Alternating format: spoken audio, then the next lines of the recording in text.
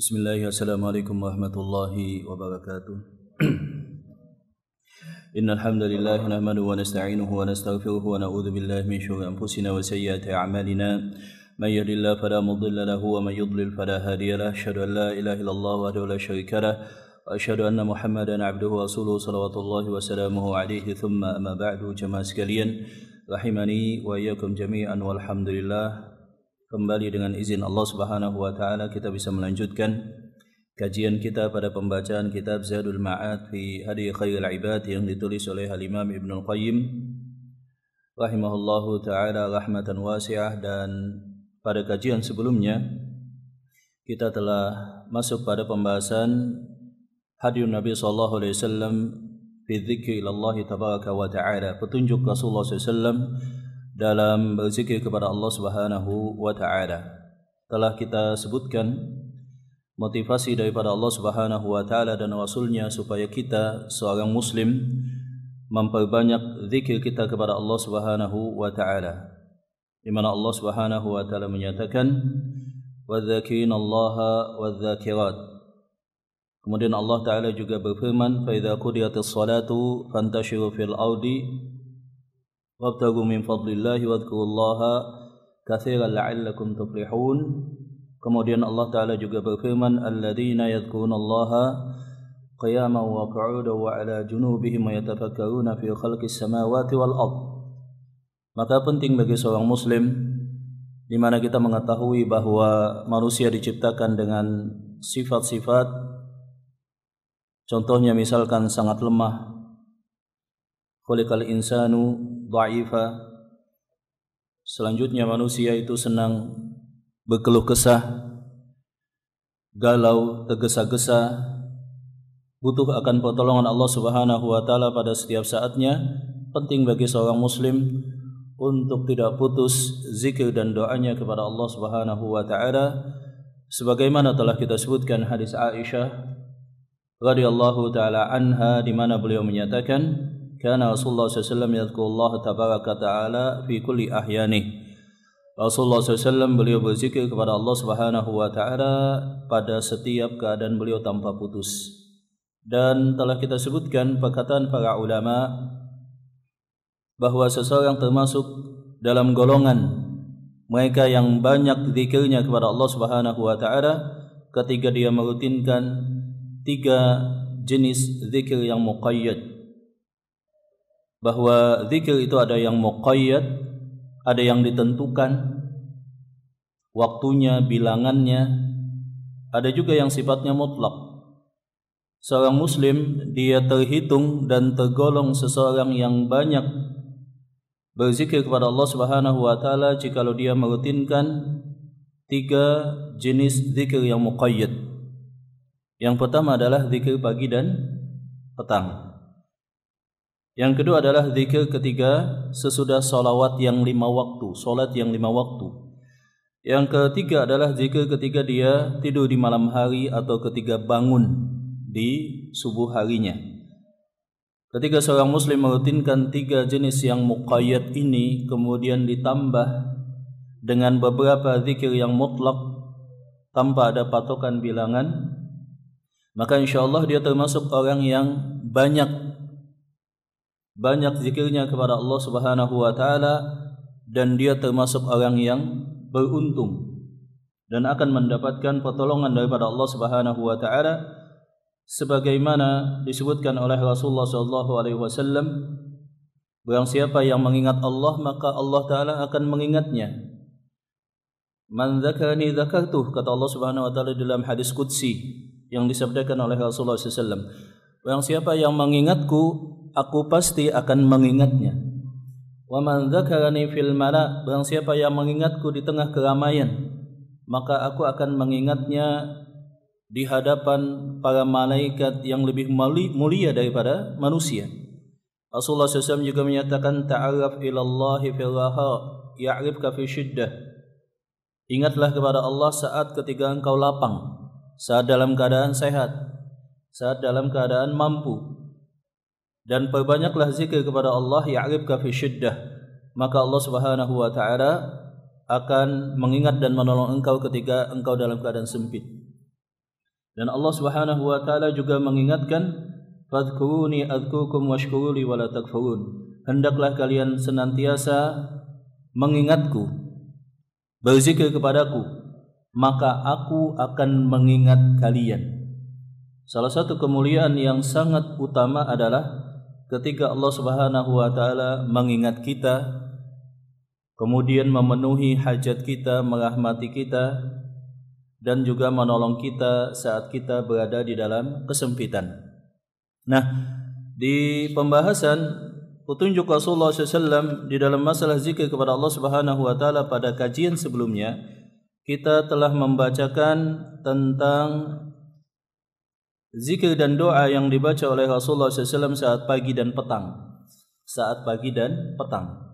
Dan idealnya memang kita semuanya menghafalnya, atau jikalau tidak menghafalnya, minimal kita mempunyai pegangan bacaan, dan itu hanya menghabiskan kurang lebih sekitar 15 menit atau 20 menit, atau maksimal jikalau lengkap misalkan setengah jam, ya paling lama. Jikalau kita sudah menghafalnya, insyaallah kita lebih mudah untuk merutinkannya, kemudian lebih cepat, kemudian juga lebih disiplin. Kalaupun ada kesibukan, maka dibolehkan sambil melakukan hal yang lainnya. Ini adalah karakteristik zikir kepada Allah Subhanahu wa taala. Ketika kita hafal, kemudian ada tugas mendadak atau ada kesibukan yang sulit untuk kita tinggalkan, maka tetap kita bisa lakukan.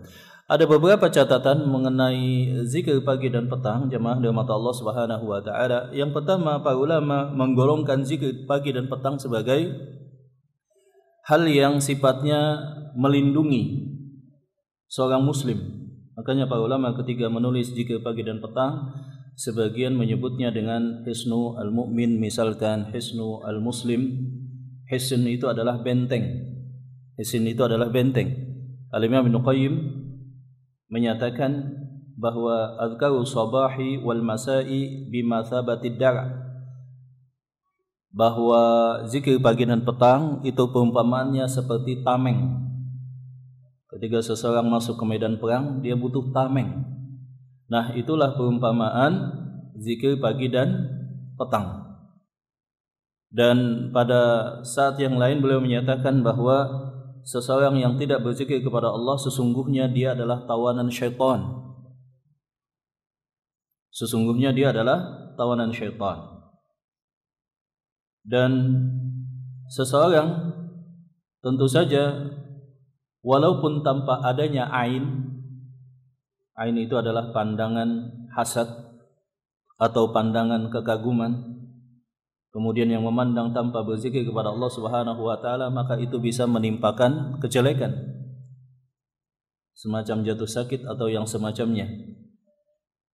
Atau seseorang mungkin saja dihadapkan pada ancaman sihir, atau bahkan tanpa zikir kepada Allah Subhanahu wa taala, seseorang akan mendapatkan banyak potensi ancaman yang lain-lainnya. Maka penting seseorang berzikir kepada Allah Subhanahu wa taala. Ulama memposisikan zikir pagi dan petang itu seperti tameng, seperti benteng, pelindung. Maka kita bisa bayangkan seseorang jikalau dia tidak mempunyai tameng di medan perang, tidak punya benteng misalkan, atau sesuatu yang melindungi tubuhnya. Kita lihat misalkan dalam zikir pagi dan petang itu kan banyak doa pelindungan. A'udzu bikalimatillahi tammati min syarri ma khalaq, atau misalkan bismillahilladzi la yadurru ma'asmihi syai'un fil ardi wala fis sama', atau misalkan Allahumma afini fi badani, dan selanjutnya. Di samping juga ada qul a'udzu bil falaq dan qul a'udzu birabbin nas.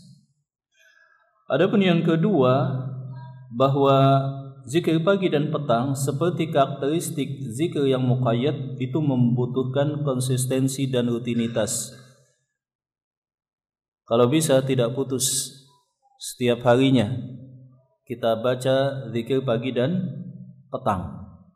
Kita baca zikir pagi dan petang, rutin, saling mengingatkan antara seorang suami dengan istrinya, orang tua dengan anaknya, anak dengan orang tuanya.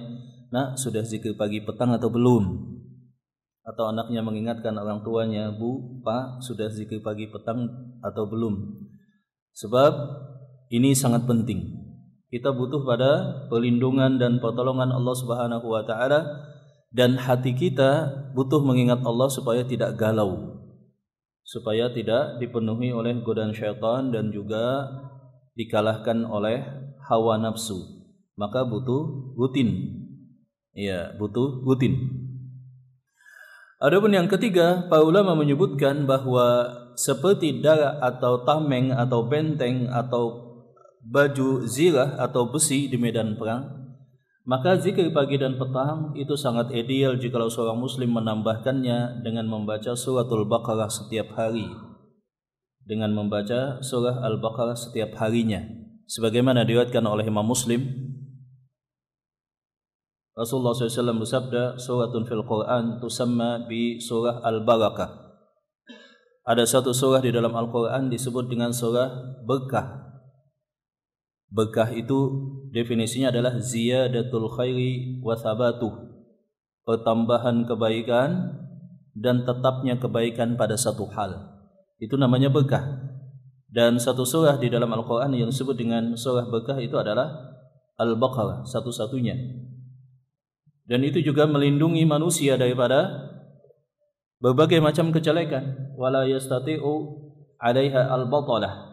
Tukang sihir tidak akan bisa mengalahkan dan mensihir seseorang yang rutin membaca surah Al-Baqarah. Beliau juga menyatakan, "Iqra'u al-Baqarah fi buyutikum." Bacalah Al-Quran, terutama surah Al-Baqarah di rumah kalian. Fa inna syaitan yafiru minal buyuti tuqra'u fiha Al-Baqarah. Sebab syaitan itu akan lari dari satu rumah yang dibacakan di dalamnya suratul Baqarah. Jadi jikalau zikir pagi dan petang kemudian ditambah dengan surah Al-Baqarah setiap harinya, baik pada sebagiannya satu juz atau idealnya semuanya, ya, sampai selesai, maka itu adalah benteng yang kokoh bagi seorang muslim daripada gangguan syaitan baik dari kalangan jin maupun manusia. Adapun yang berikutnya, jemaah rahmat Allah Subhanahu wa taala, bukan menjadi satu hal yang mutlak zikir pagi dan petang dibaca semuanya. Sebagian orang mungkin hafal sebagian menghafal semuanya, walhamdulillah dengan izin Allah Subhanahu wa taala, dan itu adalah satu kenikmatan yang luar biasa, tetapi bukan menjadi satu kewajiban atau satu keharusan wajib atau mesti hafal semuanya atau dibaca semuanya. Kalau kita bisa membaca semuanya, merutinkan, atau kita bahkan bisa menghafalnya semuanya, itu sangat luar biasa. Dan itu idealnya demikian. Tapi tidak mengurangi semangat seseorang jikalau seseorang hanya menghafal sebagiannya, jikalau dia mempunyai keterbatasan atau kelemahan dalam hafalan. Ya, walaupun zaman sekarang kan gampang, banyak dijual buku judulnya zikir pagi dan petang. Nah, demikian. Adapun catatan yang berikutnya, jemaah rahmat Allah Subhanahu wa taala, sebagaimana kita ketahui, zikir yang muqayyad itu ada alokasi waktu. Maka zikir pagi itu dimulai ketika datangnya waktu salat subuh, terbitnya fajar untuk subuh. Itu yang paling utama, sesudah salat subuh sampai sebelum terbit matahari. Itu waktu yang paling utama untuk zikir pagi. Dan batas maksimalnya adalah sebelum datangnya waktu sholat zuhur, ketika matahari tepat di atas kepala, dan itu adalah batas maksimalnya. Demikian juga zikir petang yang paling utama itu adalah sesudah salat asar dan sebelum tenggelamnya matahari, walaupun dibolehkan sampai maksimal tengah malam. Catatan yang berikutnya, sebagaimana ibadah sunnah yang rutin, jikalau seseorang mempunyai halangan atau kelupaan, maka boleh diqadha, maka boleh dibaca pada saat yang lainnya jikalau telah lewat. Misalkan kita saking sibuknya, atau kita lupa atau dilupakan, sehingga kita tidak membaca zikir pagi, tahu-tahu kita ingatnya ketika sudah di siang hari misalkan, maka yang demikian sesekali tidak masalah, dengan dua catatan. catatan yang pertama kita sudah rutin, kemudian yang kedua sesekali, maka yang demikian tidak masalah. Kemudian yang berikutnya, seorang muslim harus memperhatikan bahwa di sana perlu penggantian kata ganti yang menunjukkan waktu. Ada zikir pagi, ada juga zikir petang. Maka biasanya pergantiannya ya antara misalkan Allahumma bika asbahtu diganti Allahumma bika amsaitu, atau misalkan asbahna wa asbahal mulku lillah diganti amsayna wa amsal mulku lillah. Begitu. Catatan yang berikutnya, ada beberapa zikir yang dikhususkan pagi tetapi tidak dibaca di petang hari. Contohnya misalkan subhanallah wa bihamdihi adada khalqihi wa ridha nafsihi wa zinata arsyihi wa midada kalimatihi. Atau contohnya yang dulu kita bahas, zikir yang dibaca sesudah salat subuh, Allahumma inni as'aluka ilman nafi'an wa rizqan thayyiban wa amalan mutaqabbala. Itu hanya dibaca di pagi saja, tidak di petang hari. Yang berikutnya, memang ada beberapa zikir yang mukhtalaf, diperselisihkan oleh para ulama derajat hadisnya. Contohnya misalkan membaca salawat 10 kali di pagi dan 10 di petang. Itu diperselisihkan oleh para ulama, sebagian mendhaifkan, sebagian menghasankan. Atau misalkan zikir yang lainnya, hasbiyallahu la ilaha illa huwa alaihi tawakkaltu wa huwa rabbul arsyil azim. Sebagian para ulama menghasankan, sebagian melemahkan hadisnya. Atau beberapa zikir yang lainnya. Adapun secara umum maka semua zikir pagi dan petang adalah sahih atau hasan, kecuali hanya beberapa yang diperselisihkan oleh para ulama. Maka penting jemaah rahmat Allah Subhanahu wa taala, zikir pagi dan petang ini. Para ulama dulu menyebutkan ini adalah sarapan. Ya, jadi kalau enggak sarapan lemas. Ulama zaman dulu kalau disebut istilah sarapan, itu sarapannya sudah zikir pagi petang atau belum. Makanya para ulama, Al-Imam Ibnu Qayyim menceritakan tentang keadaan fisik Ibnu Taimiyah, di mana beliau itu sangat energik, semangat, kuat. Ya, pernah satu kali melompat dengan lompatan yang sangat tinggi dan jauh. Ditanya oleh para muridnya, "Wahai Syekh, engkau sudah tua, tapi masih sekuat ini." Kata Imam Ibnu Taimiyah, "Aku jikalau zikir kepada Allah kuat. Tapi kalau aku lalai daripada zikir kepada Allah, fisikku menjadi lemes, seperti itu." Nah, kita kembali jemaah rahmat Allah Subhanahu wa taala. Ya, kemarin juga ada pertanyaan yang sempat ditanyakan, Ustaz, bagaimana dengan zikir la ilaha illallah wa la syarikalah lahul mulku wa lahul hamdu wa huwa ala kulli syai'in qadir, yang itu dibaca minimal 1 kali atau 10 kali atau idealnya 100 kali dengan keutamaan yang telah kita sebutkan.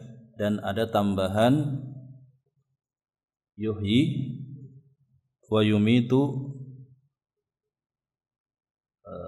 wa huwa hayyun la yamutu biyadihil khair innaka ala kulli syai'in qadir. Saya katakan kemungkinan itu adalah zikir ketika masuk pasar, dan saya cek ternyata memang betul zikir ketika masuk pasar atau tempat perbelanjaan, di mana di dalam hadis yang diriwayatkan oleh Umar bin Khattab, dikeluarkan oleh Al-Imam At-Tirmidzi dan Ibnu Majah dalam sunannya dengan sanad yang hasan, Rasulullah SAW bersabda, barang siapa yang masuk pasar, kemudian dia berzikir kepada Allah, la ilaha illallah wahdahu la syarikalah lahul mulku wa lahul hamdu yuhyi wa yumitu biyadihil khairu wa huwa ala kulli syai'in qadir. Kata Rasulullah SAW, kutiba lahu ay kataballahu lahu alfi hasanah, dicatat untuknya 1.000.000 kebaikan. Masya Allah, 1.000.000 kebaikan. Wa maha anhu alfi sayyi'ah, dan akan dihapus daripada 1.000.000 kejelekan. Tapi ini bukan motivasi bolak-balik, Pak. Wah, kata Ustadz 1.000.000, ya kan? Pulang masuk lagi 1.000.000 lagi. Masya Allah. Bukan bolak-balik, sebab memang ada juga celaan, ya kan, terhadap pasar, bahwa tempat yang paling jelek di muka bumi adalah pasar, sebagaimana sabda Rasulullah SAW dalam hadis riwayat Muslim. Nah, kembali jemaah dirahmati Allah Subhanahu wa taala, kita masuk pada kelanjutan yang berikutnya. Faslun fi hadihi fi dzikri 'inda lubsi tsaubi wa nahwi. Pasal pembahasan tentang petunjuk Rasulullah SAW dalam zikir kepada Allah ketika memakai pakaian atau yang semacamnya. Qala al-muallif rahimahullahu taala, kana sallallahu alaihi wasallam ijastajadda thawban sammahu bismi. Adalah Rasulullah SAW ketika beliau memakai pakaian, terutama pakaian yang baru, maka beliau berzikir kepada Allah Subhanahu wa taala dan menyebut namanya. Baik itu baju, au imamatan atau sorban, au qamisan atau itu adalah qamis,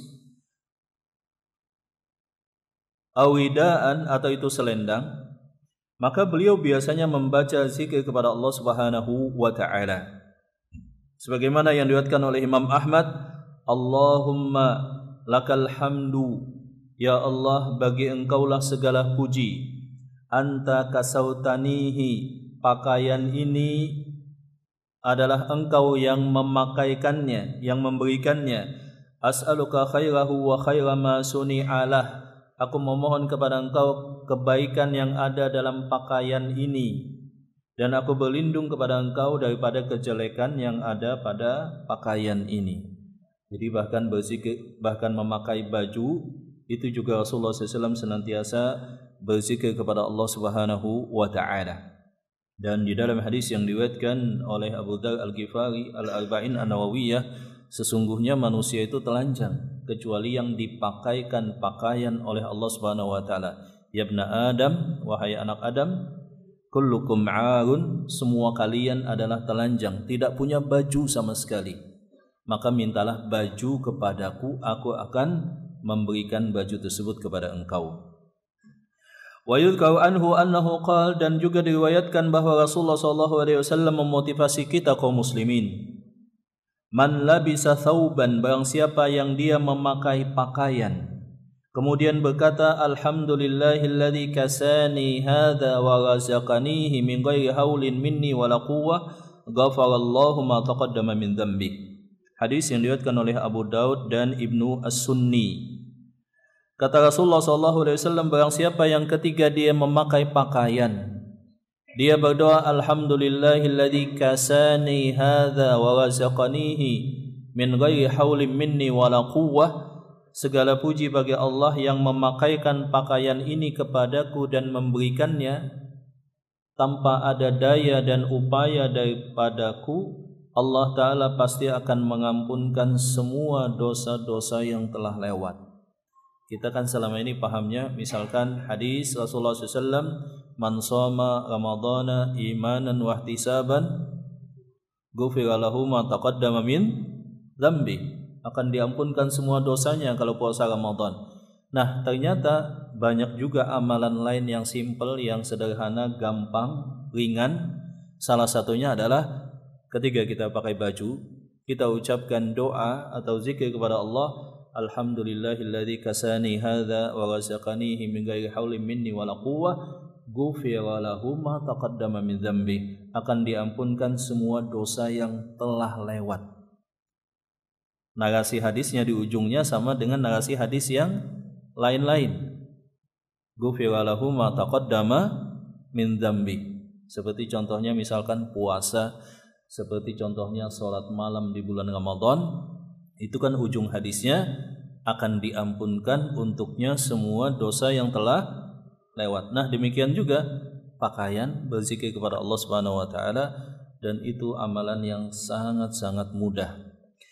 Wa fi Jami' Tirmidzi an Umar bin Al-Khattab qala sami'tu Rasulullah SAW yaqul man labisa thawban jadidan, daripada Umar bin Khattab, diriwayatkan oleh Al-Imam At-Tirmidzi, di mana Rasulullah SAW beliau berkata, bersabda, man labisa thawban jadidan faqal, barang siapa yang dia memakai pakaian baru. Iya, maka memang di dalam Islam pakaian baru ini salah satu kebutuhan. Kita telah menyebutkan dulu patokan Umar bin Khattab untuk alokasi budget belanja bulanan seorang muslim. Siapa yang masih ingat, Pak?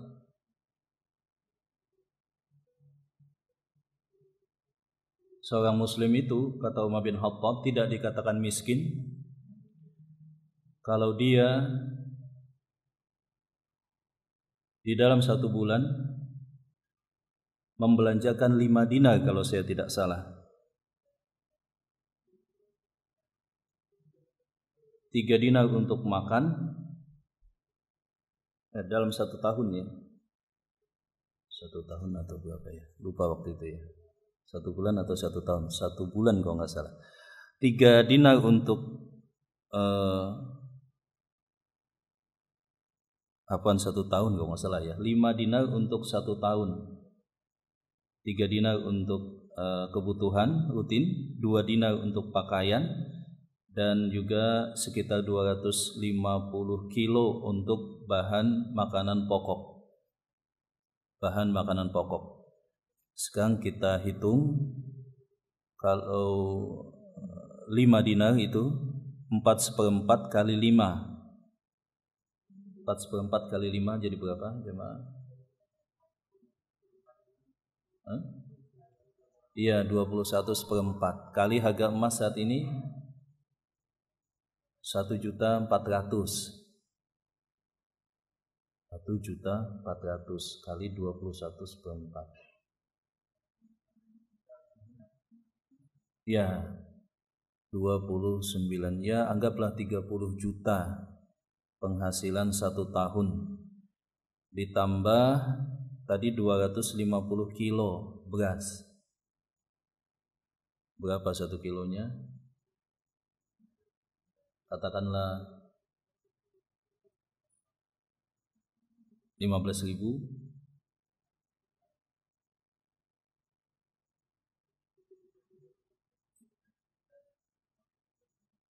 Iya. Kemudian dibagi 12, ditambahkan, setelah itu dibagi 12. Rata-ratanya berapa?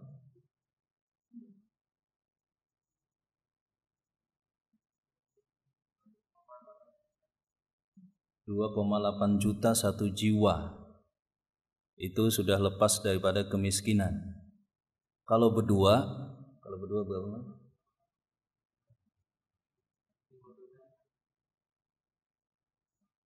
Tadi kan 28-an juta ya, 28 kurang lebih. Kalau berdua 5,6.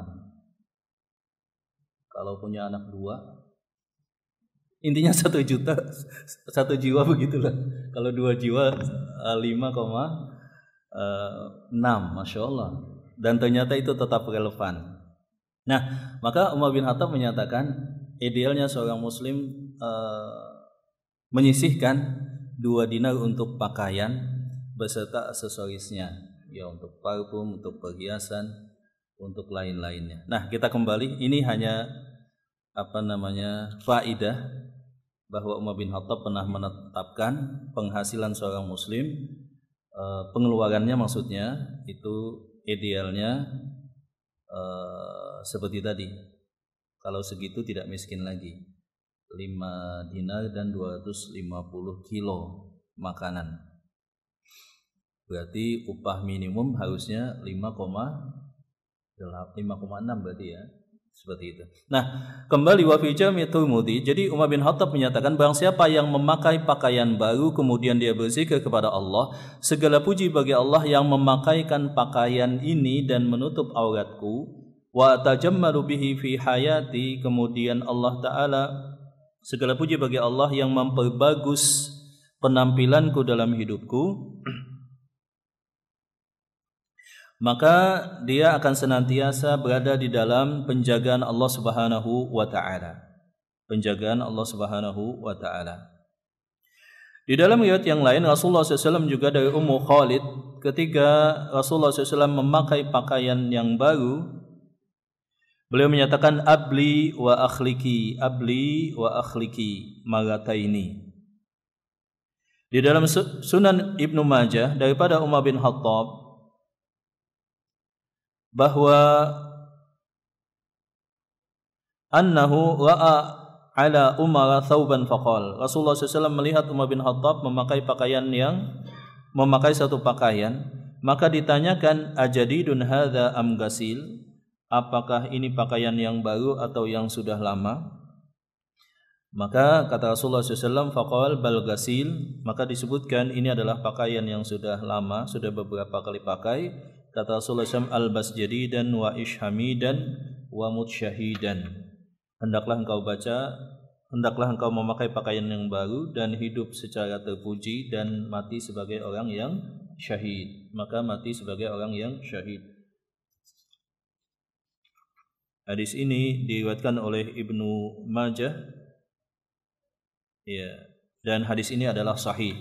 Hendaklah engkau memakai pakaian yang baru dan hidup secara terpuji dan mati sebagai orang syahid, baik syahid akhirat maupun syahid dunia dan akhirat. Nah, selanjutnya kita akan membacakan petunjuk Rasulullah SAW, faslun fi hadihi inda dukhulihi manzilah. Fasal petunjuk Rasulullah SAW ketika masuk ke rumah, ketika masuk ke dalam rumah. Maka di dalam Islam ada adabnya ketika keluar rumah, ketika masuk ke dalam rumah. Disebutkan oleh Al-Imam Ibnu Qayyim, lam yakun sallallahu alaihi wasallam yabja ahlahu baghtatan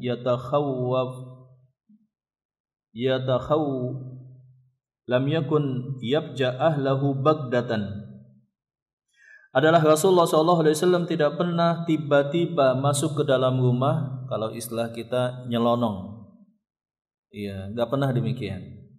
Maka Rasulullah SAW walaupun rumah beliau sendiri kalau terkunci tetap ketuk pintu dan ucapkan salam. Kalaupun tidak terkunci tetap mengucapin salam. Sebab yang demikian bisa mengagetkan. Walakin kana yadkhulu ala ahlihi ala ilmin minhum bidukhuli. Akan tetapi Rasulullah SAW beliau masuk ke dalam rumah dalam kondisi keluarga beliau di dalam rumah tahu bahwa yang di depan itu adalah beliau dan bahwa beliau mengetuk dan mengucapkan salam. Fakana yusallimu alaihim, dan adalah Rasulullah SAW mengucapkan salam kepada keluarga beliau. Ini juga penting kita terapkan di keluarga kita. Walaupun pintu sedang tidak terkunci, walaupun yang masuk adalah keluarga kita, anak kita misalkan, dia tiba-tiba masuk enggak ngucapin salam, kita katakan, nak keluar dulu, pulang. Habis itu ucapkan salam, baru kembali masuk. Ya, itu penting pelatihan yang demikian. Walaupun keluarnya sebentar. Contoh, kita menugaskan anak kita, nak buang sampah tempat sampah di depan. Keluar dia buang sampah. Habis itu masuk lagi tiba-tiba, nak keluar lagi. Ucapin salam dulu, baru masuk. Mungkin saja protes anaknya, Pak, ini saya cuma keluar sebentar, masa ngucapin salam lagi. Tetapi memang di dalam Islam demikian ketentuannya. Wa kana idza dakhala bada'a bisiwak, dan yang pertama kali sesudah masuk rumah yang beliau lakukan sesudah mengucapkan salam adalah beliau biasanya mempunyai siwak. Maka beliau bersiwak. Wa sala anhum rubbama qal, dan terkadang beliau bertanya kepada istri beliau, sebab beliau itu kan punya 11 istri. Dan beliau bertanya ketika mendatangi di pagi hari, hal indakum min ghada, apakah pagi ini ada sarapan?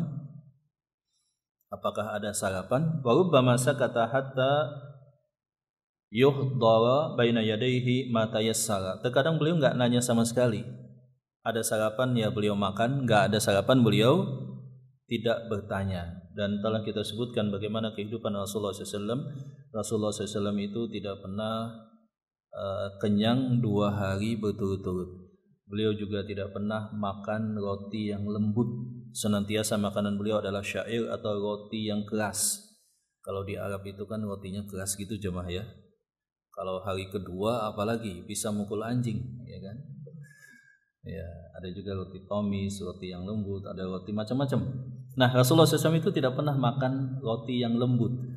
Dan beliau sering kelaparan, bahkan disebutkan beliau mengikat batu, bahkan disebutkan 3 bulan beliau tidak pernah masak atau tidak pernah ada api dan asap di rumah istri-istri beliau. Dan disebutkan juga beliau terkadang nanya, apakah ada sesuatu? Enggak ada wahai Rasul. Idzan ana shaim. Kalau begitu aku puasa sunnah. Kalau begitu aku puasa sunnah. Wa yudhkaru anhu in thabata annahu kana yaqul idzan qalaba ila baitihi. Dan disebutkan juga, tetapi hadisnya ini lemah, kata Imam Ibnu Qayyim. Alhamdulillahilladzi kafani wa awani walhamdulillahilladzi at'amani wa saqani walhamdulillahilladzi manna alayya as'aluka an tujirani minan nar. Dan juga telah sabit bahwa Rasulullah SAW beliau berkata kepada Anas, beliau memberitahukan kepada Anas dalam hadis yang sahih, idza dakhalta ala ahlika fasallim yakun barakatan 'alaika wa ala ahlik. Kalau engkau mengucapkan salam, kalau engkau masuk ke dalam rumah, ingat jangan lupa ucapkan salam. Jadi berkah itu terkadang simpel dan kita butuh keberkahan di rumah kita. Butuh banyak kebaikan. Maka salah satunya adalah ketika masuk rumah, ucapkan salam. Walaupun ketika kosong juga, ucapkan salam. Itu juga berarti adalah salam untuk kita dan juga kepada para malaikat, atau jikalau ada di dalam rumah kita jin misalkan, ya kan? Jin muslim maksudnya.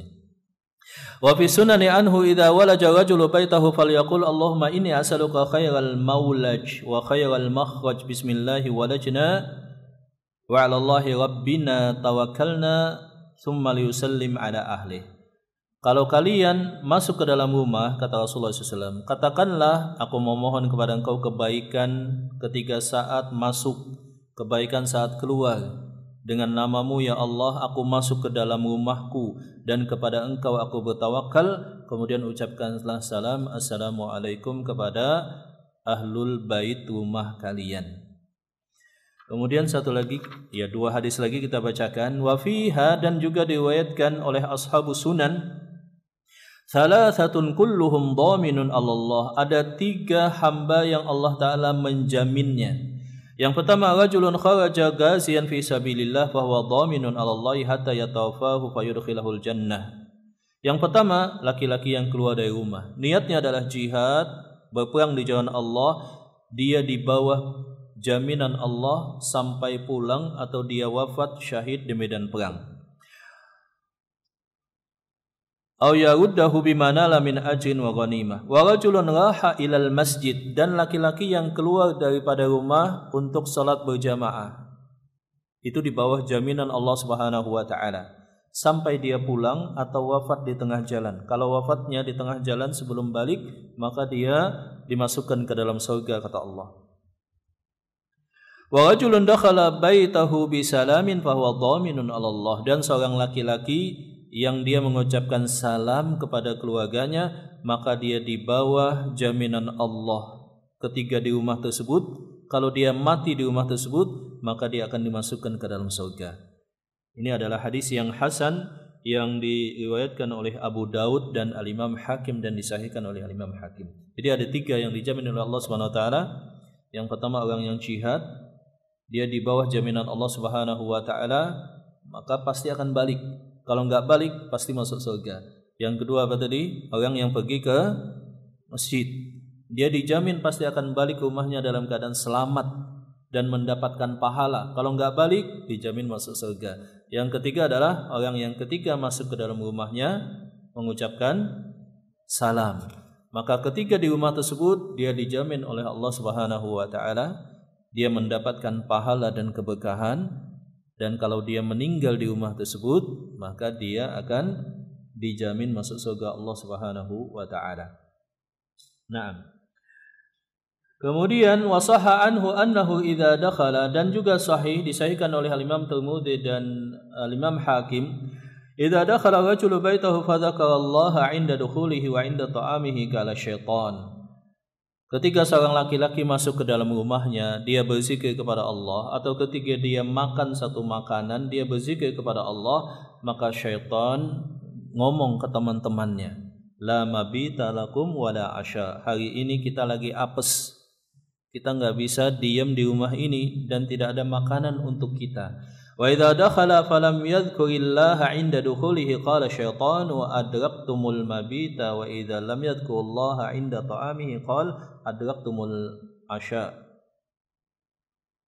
al-mabita wal asya. Dzakarahu Muslim. Dan ketika dia masuk ke dalam rumah tanpa mengucapkan salam, kata syaitan, alhamdulillah, kita malam ini dapat tumpangan nginap gratis. Ya. Dan kalau dia tidak berzikir kepada Allah saat makan, syaitan juga ngasih kabar gembira ke teman-temannya. Ayo kita makan.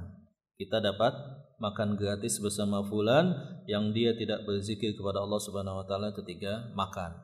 Maka kita lebih butuh mengingat Allah dan berzikir kepada Allah daripada makan dan minum, dan itu setiap saat, sebab kita makhluk yang lemah yang sangat butuh akan pertolongan Allah Subhanahu wa taala. Wallahu taala alam bisawab. Pembahasan selanjutnya nanti itu adalah pembahasan tentang masuk ke kamar kecil, bagaimana adabnya dan apa saja zikir yang dibaca ketika masuk ke kamar kecil. Wallahu taala alam bisawab. Nah, sampai di sini mungkin jamaah ada pertanyaan, dipersilakan.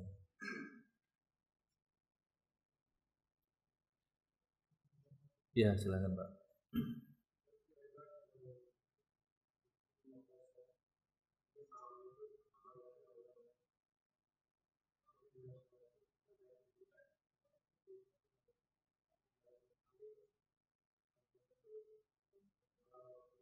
Iya, betul. Assalamu alayna wa ala ibadillahi as-salihin. Atau dengan kalimat yang lainnya, walaupun juga tidak masalah, assalamualaikum. Itu ketika kita yakin tidak ada. Tapi kalau kita bingung ini ada orangnya atau enggak, tetap dengan kalimat assalamu alaikum. Tapi kalau kita yakin tidak ada, ya dengan kalimat tadi, dhamirnya diganti dengan nahnu atau na. Ya, kecuali kita yakin kosong. Dan di dalam Islam memang tidak ada istilah rumah hantu, ya kan? Di tempat kita kan ada istilah rumah hantu kosong. Kalau rumah itu pernah kejadian misalkan kriminal atau bunuh diri sehingga nggak laku dijual, gitu Pak ya. Kalau ada diinfokan Pak. Biasanya harganya sangat murah. Masya Allah, itu kalau harga rumah saat ini lagi tinggi-tingginya, ada rumah begitu, satu kesempatan gitu Pak ya. Satu kesempatan, tinggal banyak zikir di dalamnya. Di ruqyah bacakan surah Al-Baqarah misalkan, Masya Allah. Tinggal ganti catnya cat putih dan kasih lampu yang terang. Subhanallah. Di Balikpapan ada gitu Pak ya. Nah, ada yang lain silakan. Iya Pak. Waalaikumsalam warahmatullahi wabarakatuh.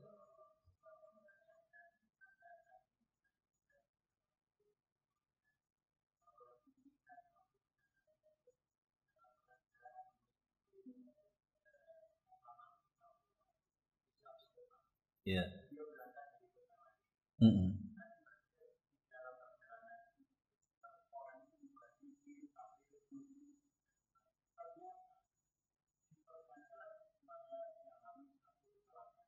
Satu kecelakaan.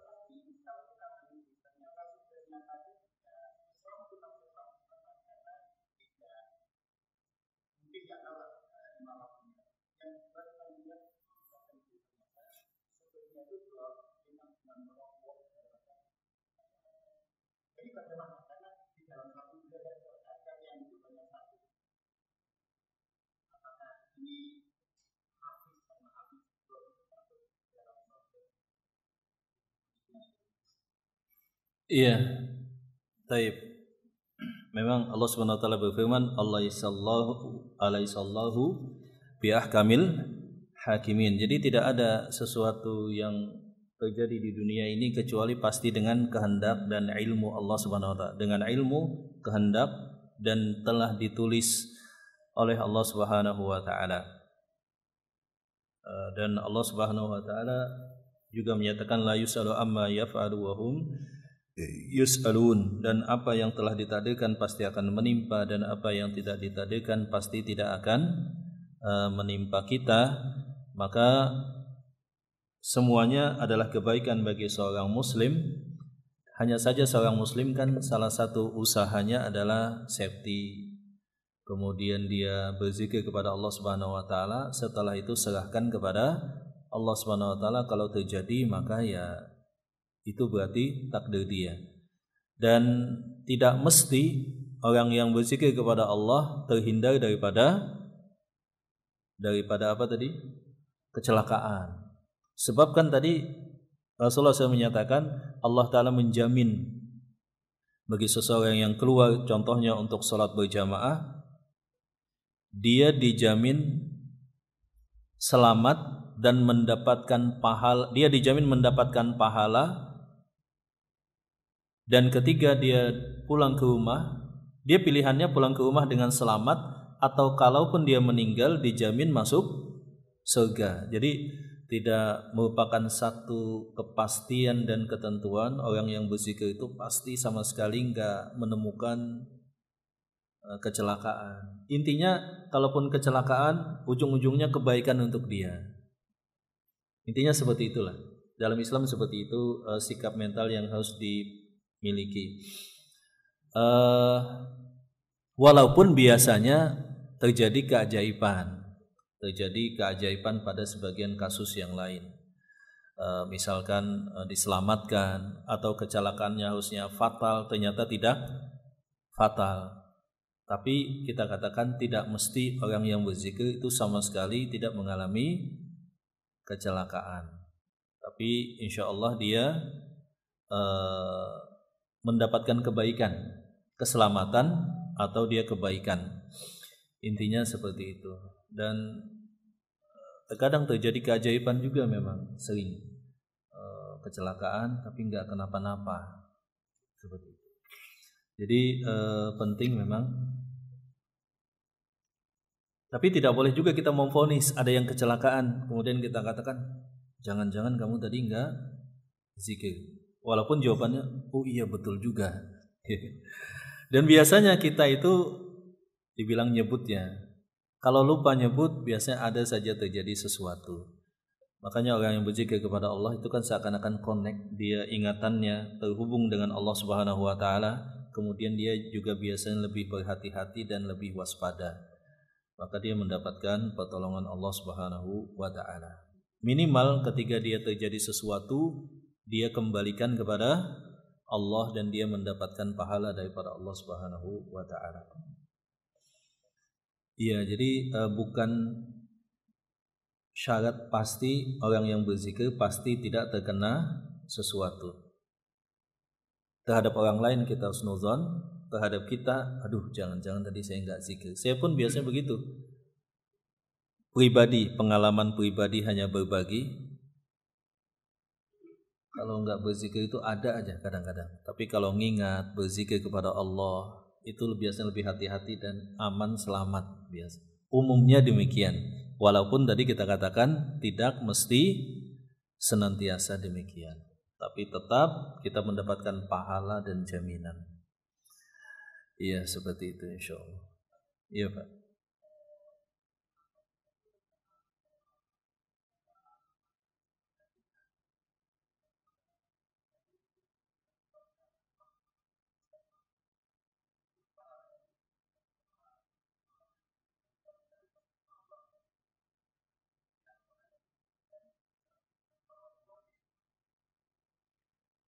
Kenapa Pak? Maaf tolong diulang itu.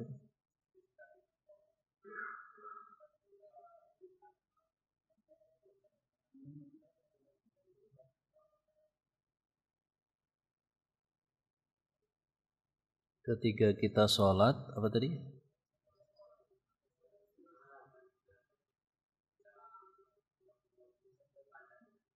Iya tetap disyaratkan istighfar gitu Pak ya. Iya, jemaah dan Allah Subhanahu wa taala, yang pertama ini adalah syariat di mana Rasulullah SAW beliau biasanya setiap habis melakukan ketaatan beliau mengucapkan istighfar kepada Allah Subhanahu wa taala.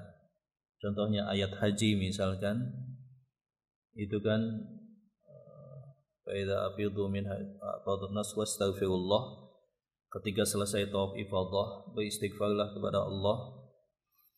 Kemudian juga setelah tahajud istighfar kepada Allah. Kemudian setelah salat lima waktu juga istighfar. Kemudian setelah majlis juga, walaupun hadisnya diperselisihkan, disyariatkan mengucapkan doa kafaratul majlis misalkan, dan itu isinya juga adalah istighfar kepada Allah Subhanahu wa taala, supaya manusia ingat bahwa melakukan kebaikan itu adalah taufik dan pertolongan daripada Allah Subhanahu wa taala. Kita bisa melakukan kebaikan, contohnya salat subuh, itu mutlak dengan karunia daripada Allah. Allah bangunkan kita. Jadi kita bersyukur bisa melakukan ketaatan, dan kita juga beristighfar kepada Allah serta bertaubat kepada Allah. Kenapa? Sebab dikhawatirkan ibadah kita tidak sempurna atau ada kekurangan di dalamnya, atau ada hal yang membatalkan misalkan, atau ada hal yang bisa merusaknya. Maka istighfar di sana justru akan menambah kemuliaan ibadah dan menutupi semua kekurangan yang terjadi di dalamnya. Semua ibadah itu pasti ada kekurangan di dalamnya. Maka kita tutup dengan istighfar kepada Allah Subhanahu wa taala. Seperti itu jemaah. Dan itu penyempurna daripada ketaatan. Penyempurna ketaatan adalah ketika ditutup dengan istighfar. Bulan Ramadan juga, ujung Ramadan ditutup dengan taubat dan istighfar. Semuanya demikian. Semuanya demikian.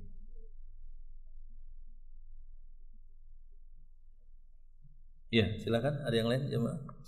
Iya Pak, silakan.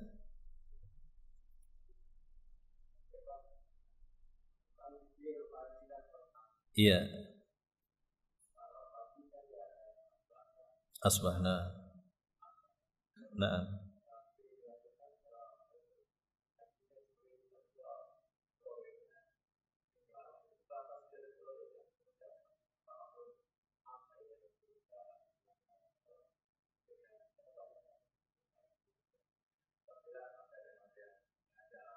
Iya.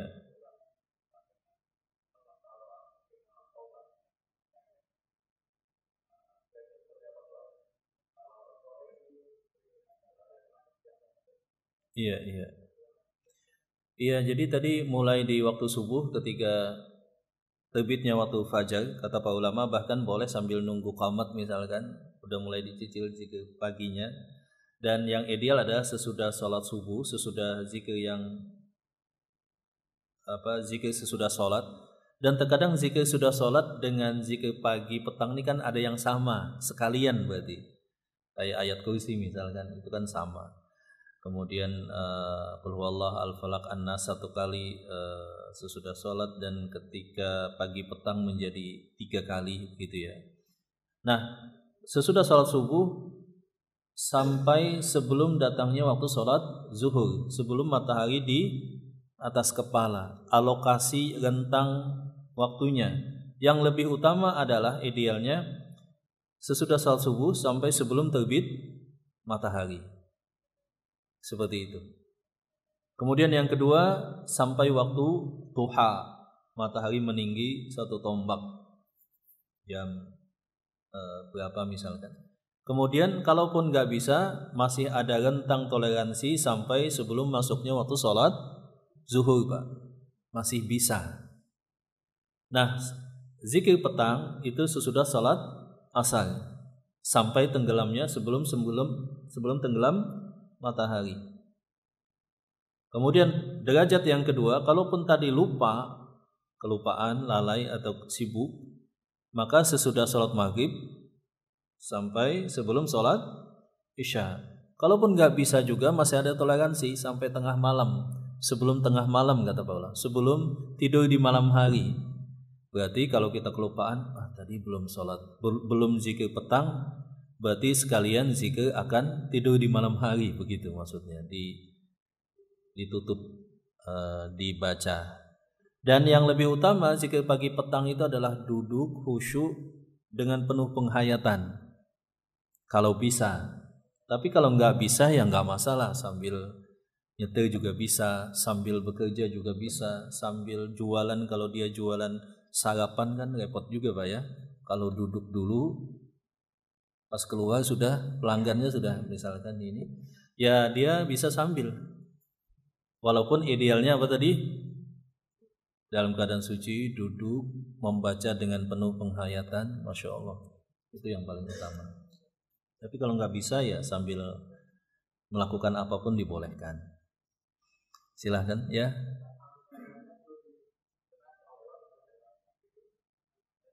Tetap, sebab kan hanya ada dua. Ada pagi, ada petang. Nggak perlu yang amsainya diganti malam misalkan. Nggak perlu. Jadi hanya pagi dan petang. Pagi, petang. Walaupun bacanya bukan petang lagi, sudah malam. Baca asbahna, tetap asbahna walaupun sudah jam 11. Tapi jangan jadi kebiasaan juga. Maksudnya jika paginya siang, terus jika petangnya malam gitu. Sesekali tidak masalah. Tanpa mengubah asbahna dan tanpa mengubah amsayna atau as-sabah wal masa. Allahumma inni as'aluka khaira ma fi hadzal yaum. Kecuali itu, Pak. Ada zikir di mana Allahumma inni as'aluka khaira hadzal yaumi. Ya Allah, aku mengharapkan kebaikan hari ini. Itu kan enggak pakai terminologi waktu pagi dan petang, tetapi hari atau malam. Allahumma inni as'aluka khaira hadzal yaum. Ya. Wa nurahu, ya. Wa nasrahu wa barakatahu wa huda. Kalau malam diganti hadhihi al-lailah.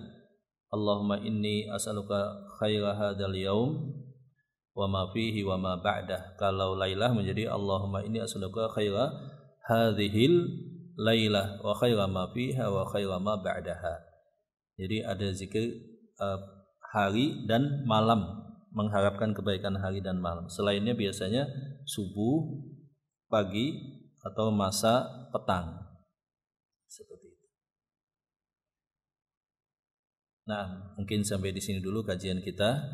Petunjuk Rasulullah SAW dalam masalah zikir kepada Allah dan berpakaian tadi. Dan berpakaian itu kita telah tahu hukumnya, bahwa wajib menutup aurat, bahwa itu tidak boleh menyerupai pakaian lawan jenis, bahwa pakaian itu tidak boleh menyerupai pakaian orang kafir dan orang fasik, bahwa pakaian tidak boleh ada gambar makhluk bernyawa, bahwa pakaian tidak boleh ada simbol-simbol yang itu menunjukkan kesyirikan atau kemaksiatan atau kata-kata yang dilarang di dalam Islam, dan bahwa pakaian laki-laki pada bagian aurat juga tidak boleh ketat seperti itu.